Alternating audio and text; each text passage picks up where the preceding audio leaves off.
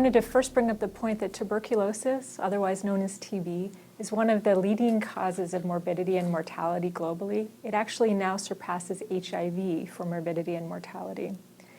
And for children, the risk of progression from Mycobacterium tuberculosis infection to disease is quite high. And we think without an intervention, their risk from going from asymptomatic infection to disease is on the order of around 25 to 50%. So young children are at risk of developing the most severe forms of TB disease. With the success of HIV treatment globally, the majority of children who are born to women living with HIV will be HIV exposed but will remain uninfected, which is a fantastic success story. However, these children remain at high risk for both M. tuberculosis infection or MTB infection, as well as the development of disease.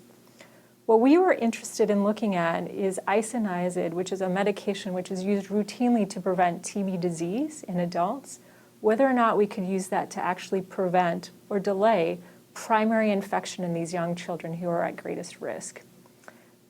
To investigate this question, we designed a randomized control trial, and what we did is we enrolled 300 HIV-exposed, uninfected children in Kenya.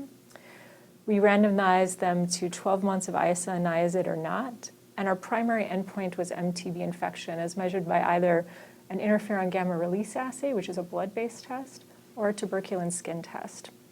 And what we found in our study is, first of all, Isoniazid was safe. There were no severe adverse events that were associated with Isoniazid. And the main finding of our study is, of the children who were randomized to the Isoniazid arm, roughly 7% of those children developed MTB infection. In contrast, in the children randomized to the no Isoniazid arm, over 13% of those children developed infection. So roughly the children who received Isoniazid, their risk of infection was roughly half. Importantly, this was a smaller trial, and we aren't able to demonstrate with statistical significance that INH can prevent MTB infection. But I think this is an interesting and important signal to further investigate.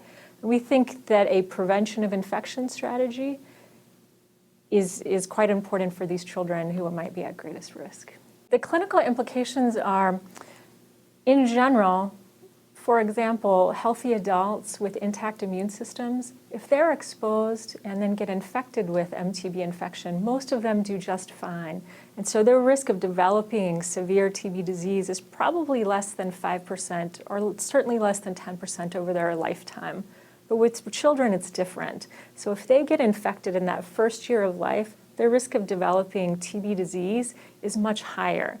So what we're trying to do, the clinical implications are there strategies to help prevent or to delay that initial infection?